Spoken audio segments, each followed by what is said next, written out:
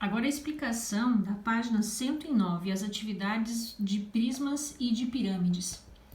A número 1 diz o seguinte: quais dos poliedros a seguir não são prismas nem pirâmides? Vamos lembrar que os prismas têm as laterais retangulares e ele tem duas bases. Essas bases, se for embaixo quadrado, em cima vai ser um quadrado também. Se for embaixo um triângulo, na parte de cima vai ser um triângulo também.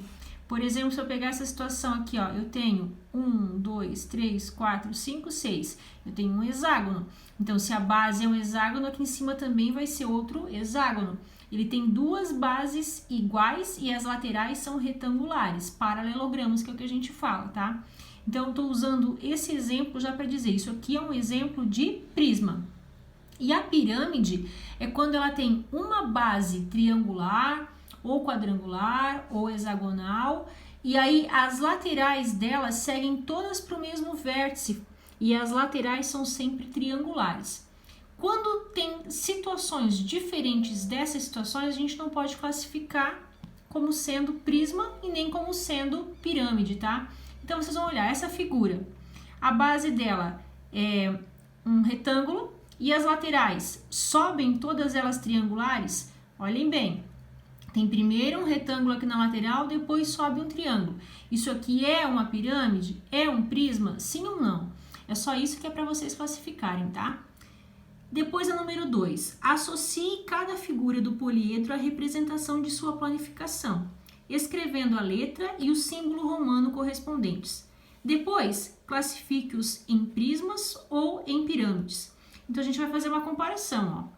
Aqui nós temos um prisma de base quadrangular. Por que eu sei que ele é um prisma?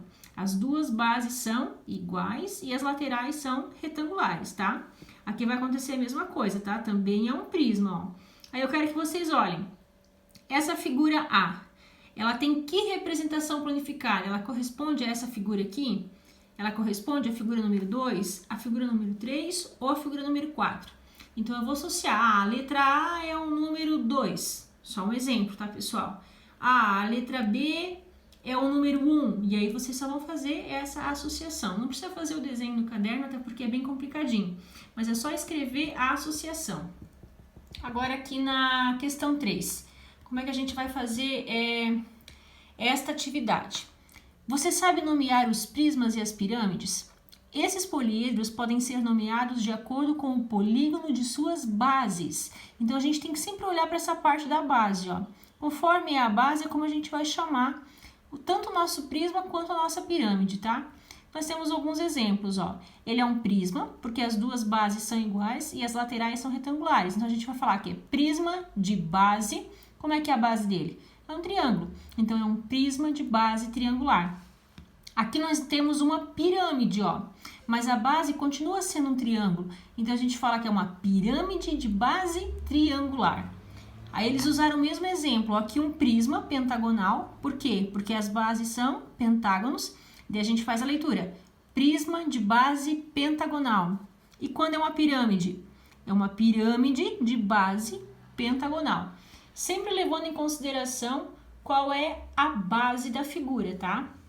E aí ele questiona. Como é nomeado um prisma cujo polígono das bases é um octógono?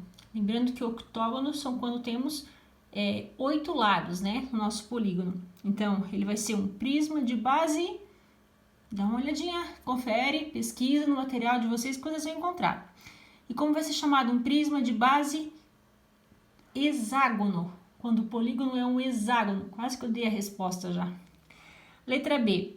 Qual é o polígono da base de uma pirâmide de base quadrangular? Qual é o polígono? O que fica aqui embaixo, ó, na base, quando a gente chama ela de base quadrangular?